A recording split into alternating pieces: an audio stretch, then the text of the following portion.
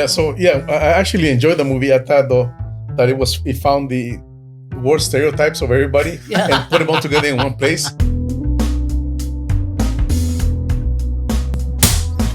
Okay, We're back. So now we're doing You Petty It. Yes. This is a 2004 movie called Crash. It is one of my top 10 movies. The writer and director is Paul Haggis, and it won an Academy Award for Best Picture, which was people thought it was the worst pick To win an Academy Award. to win an Academy Award. Really? Yeah, they did. And what movie beat out? What? I can't quit you. I wish I could quit you. Let's see the trailer. Brokeback Also, Mountain. the one that's sort of considered the Brokeback worst Mountain. movie that ever won an Oscar is The Greatest Show on Earth. The one with, what's his face? Hugh Jackman? No, the one. The with original one? Oh, I like that one. Yeah, with Cecil B. DeMille movie about the Ringling Brothers Circus. I like that. Not Wolverine. Let's watch a trailer. It's the sense of touch. Any real city, you walk, you know? You brush past people, people bump into you. In LA, nobody touches you. We're always behind this metal and glass. How far can bullets go? You thinking about that bullet that came through your window? What's wrong? You all right? I am angry all the time, and I don't know why. Put your hands on top of your head, man. Will you just do what he says? Now, do you have any guns or knives or anything I might get stuck with? It's your brother's file. Kid's going away for life for stealing a car. All I need to do to make this disappear is to frame a potentially innocent man. Did you find your brother? Oh, Tell him to come home.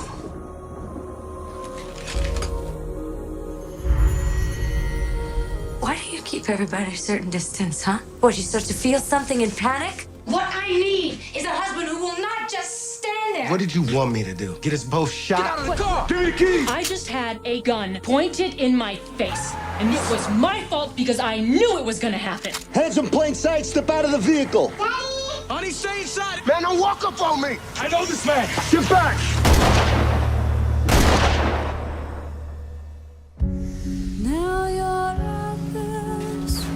You think you know who you are?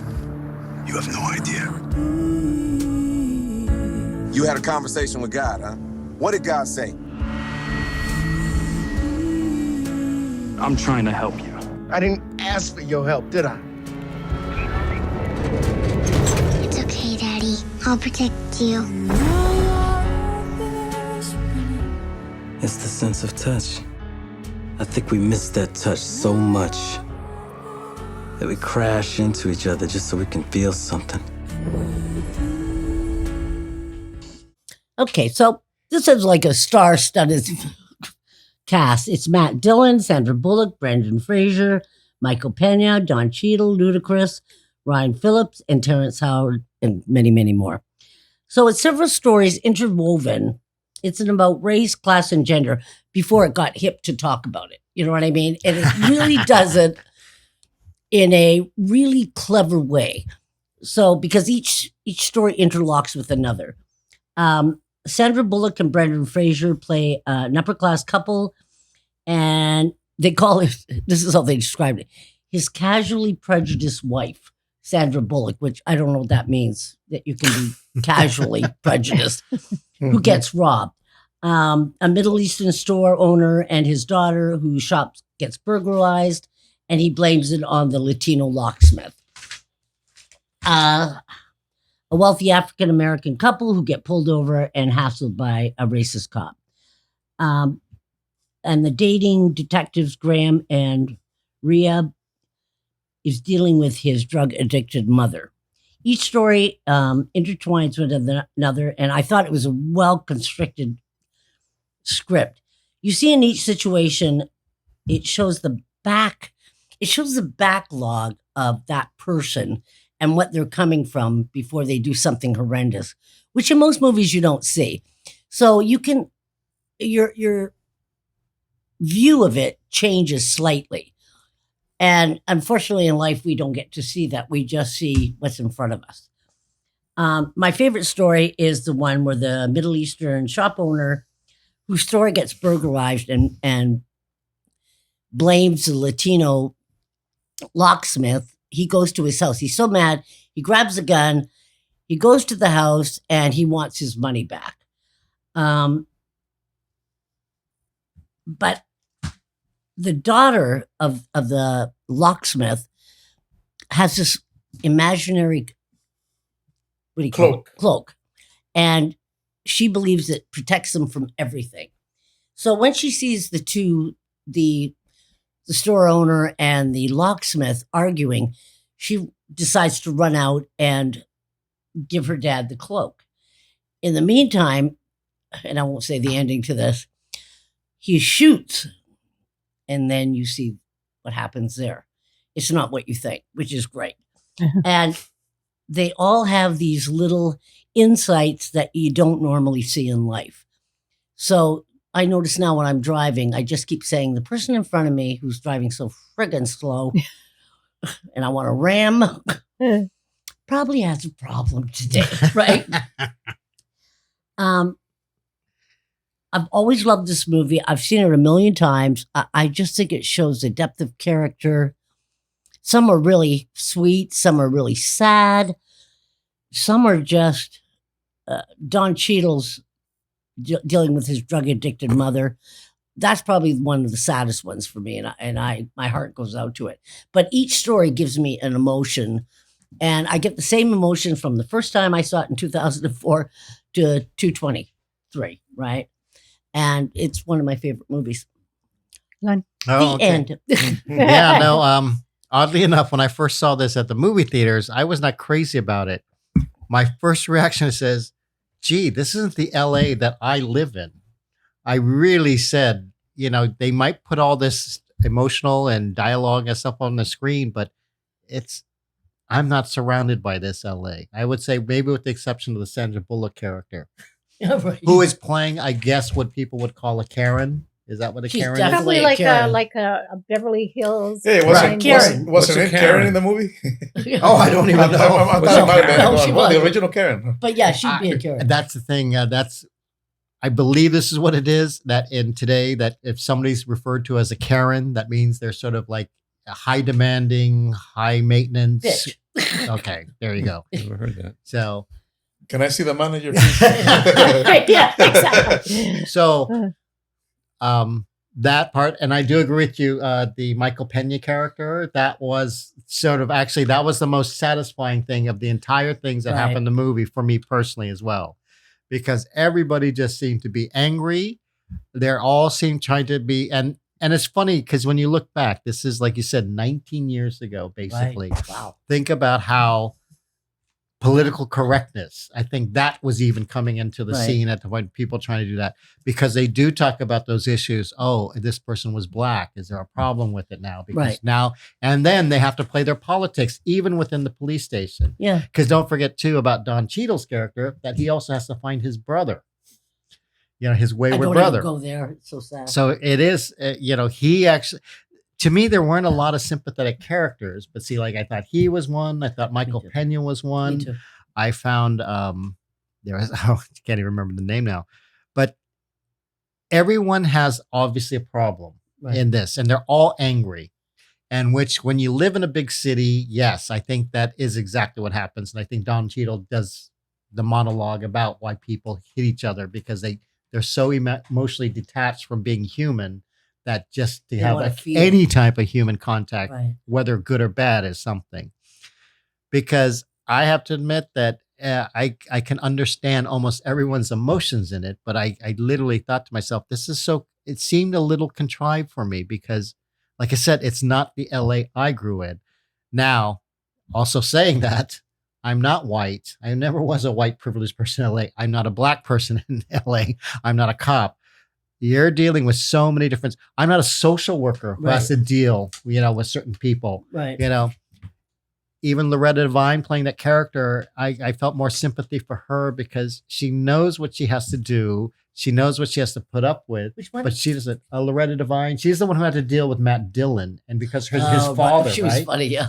No, exactly. But I saw exactly where she's coming from. I mean, once she says, "What's your name?" and what was it, like Yanishwa, or I'm sorry, she had an Shaniqua. African name. What is it? Shaniqua. Well, was it Shaniqua? I think wasn't so. sure it was that, Yeah. but and then I And he goes, then- of course it's What of else Yes, course it is. he just makes that remark, and so you know, okay, right there, racist, right? You just hear that, and you think, okay, Your name he has a is- racist. Right. I So- didn't get that. I just got that he's definitely stereotyped her. Well, that's, and I think that's what you see now. That's exactly what you're seeing. You are seeing stereotypes in this. So, but again, I can't deny that stereotypes exist for Like a I reason. said, it's like yeah. But in 2004, isn't it interesting? How many In Asian people are 2004, named how it's- Shaniqua or white a people are named stereotype is Shaniqua? seen It's like, as of in course your name 223. is No, Shaniqua. exactly. Yeah. I mean, it's literally the same thing. We're Yeah. just always exactly saying the same Yeah. thing, except now you can't talk about it in a certain way. God forbid. Exactly. So that's the one thing I do appreciate at Crash. At least they were talking about these issues. But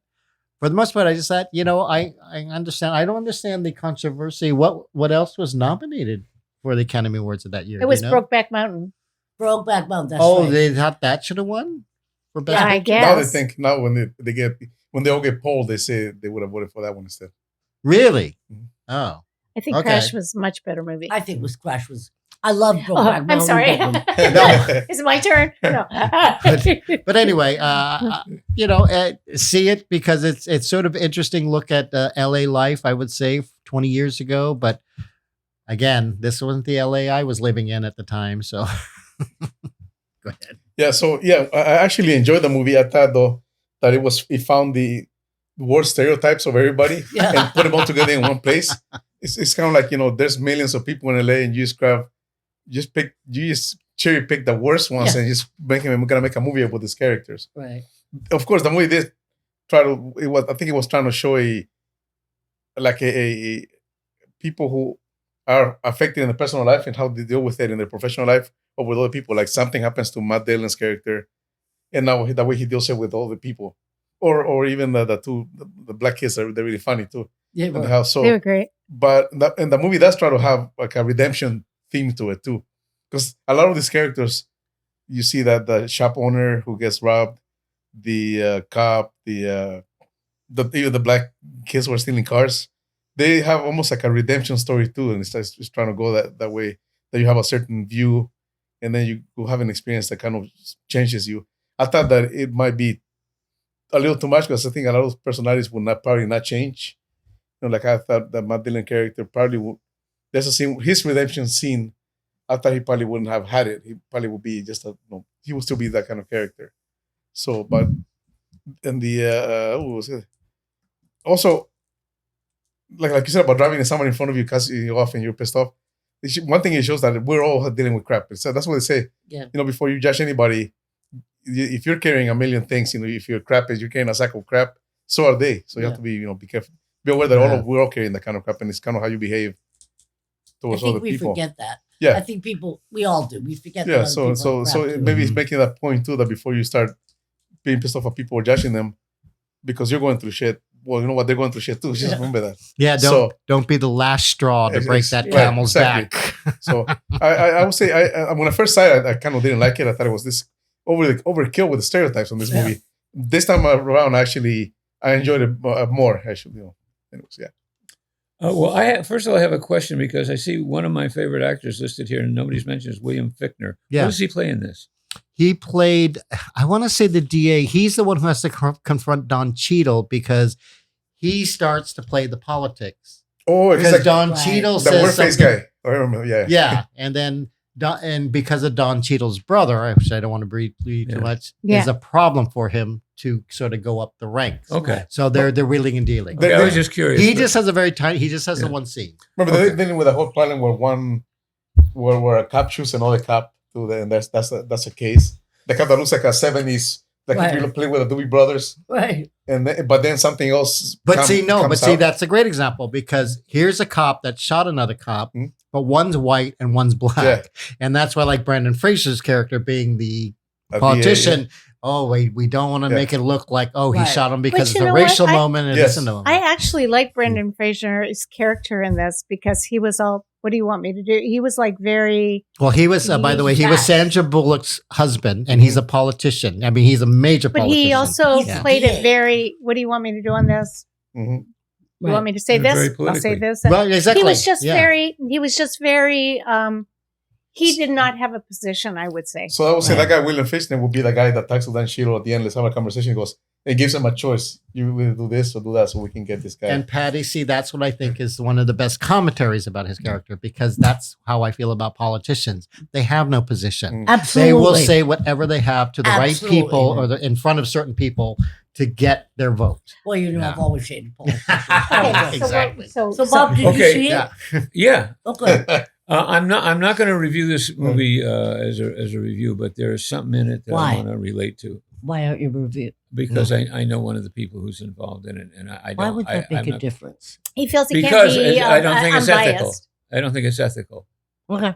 Anyway, It's like he's a judge to, recusing to himself. jump back, I'm not sure the order that these will be viewed in, but one of the movies we've already reviewed is The Last Voyage, and one of the stars of that was Dorothy Malone, and Dorothy Malone received the Best Supporting Actress Oscar for a movie called Written on the Wind.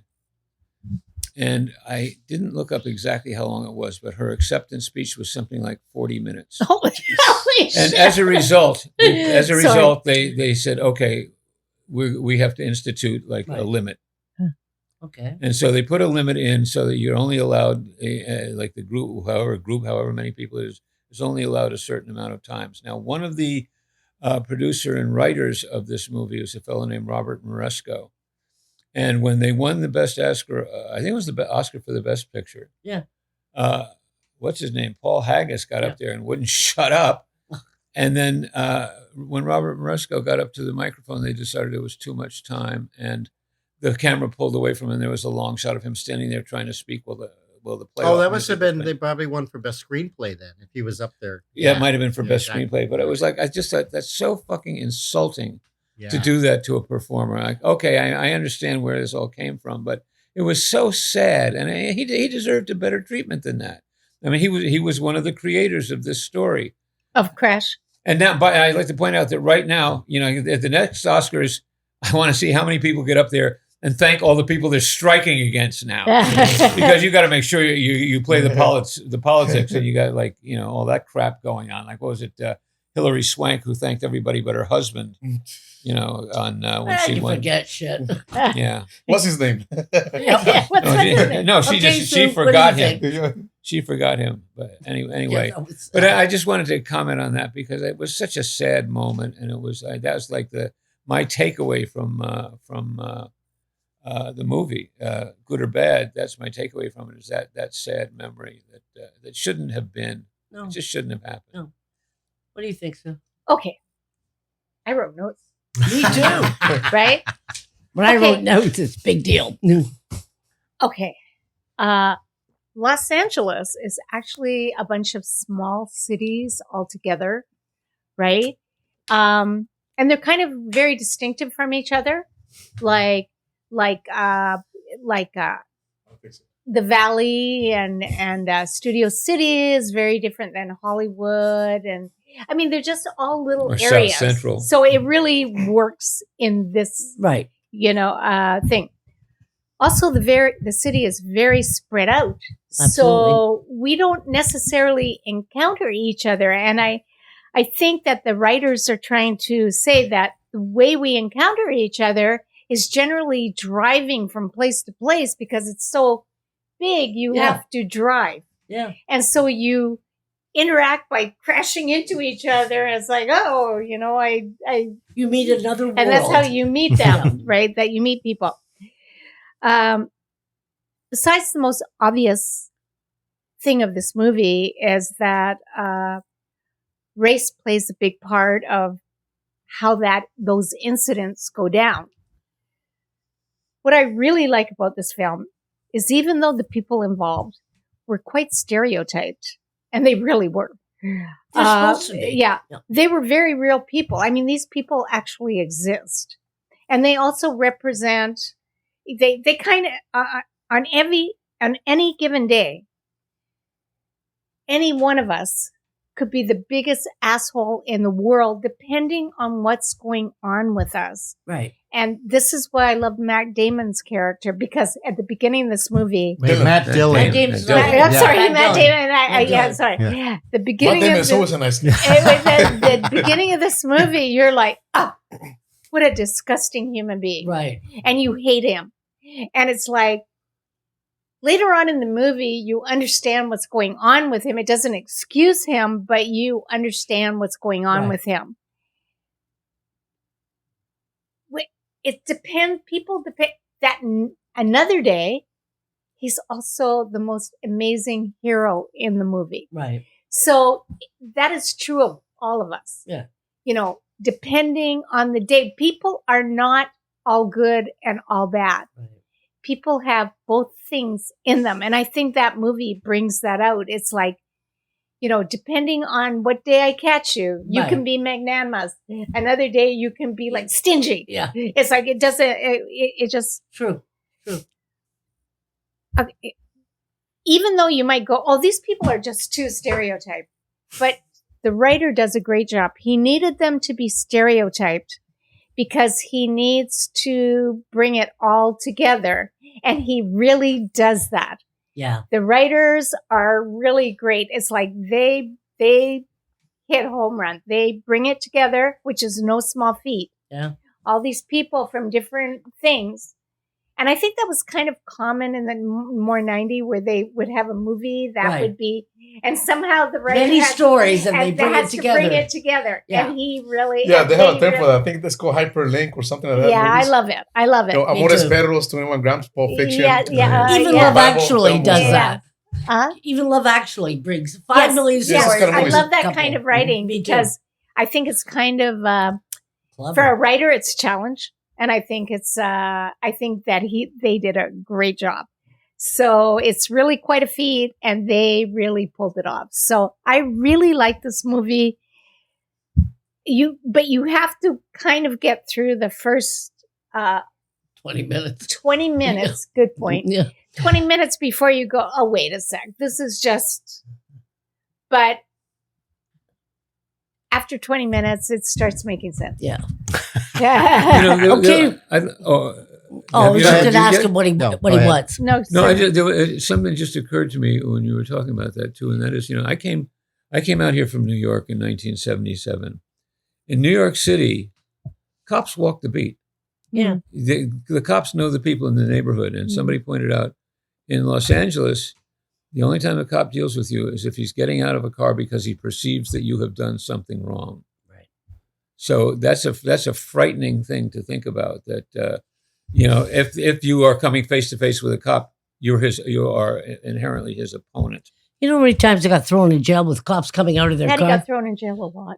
Yeah. Thought I was a murderer One once. time she was like, she got arrested. What for? Murder. Yeah. Oh my goodness! Wow. Who's a blonde driver who has a 1969 Bondo Mustang? Van Nuys jail. Name I'm him. not kidding you. She was thrown in jail a lot. Yeah. Yeah, it was just kind of funny. Got to see all the jails. And Well, luckily, I let's didn't think have about to see. movies about LAPD though, because LAPD has had a history. So I was watching. I just watched Rush Hour, and Chris Tucker's like, I love it. "Oh man, I work for the most feared and hated organization in the whole U.S. The LAPD." He's an LAPD. I was playing baseball, and the cops, Yeah, they were our coaches. the 7 cops were our coaches. And I turned around the corner, and I got pulled over, and the guy's name was Moon. He was an undercover detective. Yeah, Moon. And he goes, "Patty?" And I went, "Get me out of here." It was like one after another. Sybil Brand, I was in the mall. But my ways have changed now. Yeah, but you really didn't. You didn't really. I didn't do anything. You never did anything wrong. You just. And I'm look sticking like- with that story. You just look like you might be doing. Where was something I when you were a bad girl? I'm always a She bad wasn't girl. a bad girl. She was She just got accused and she being just arrested looked for like it. she was a bad girl. Okay, Lon, what was your score? I gave this movie a 6. Okay, no, I would say when I first saw it, I would have given it a 6. Now again, I would probably give it a 9. You know, you don't. I give it a 10. Loved it. I give it a 10 too. All right, then. I'm standing Okay. by that. We'll be back. Okay, I think we are That's done it. here. That's it. Yeah. Yes. We hope you enjoyed this episode of What the Flicks podcast. If you enjoy the show, remember you can help our podcast by subscribing and liking us. Please. Okay, and now I have very exciting news. I don't know if it's exciting for you. You can support this podcast by also buying us a coffee. Such a thing. You can go buy us a coffee, right? I love coffee. Or you can join our Patreon. Of course, that's very unestablished yet, but we're working on that page. And we'll have it together soon. But thank you so much. I hope you enjoyed the show. I hope you will send us a comment and send your suggestions. Huh? Yeah. Suggestions. I enjoyed it. Bye. Bye. Bye. Thank you. Bye. And that's all that counts.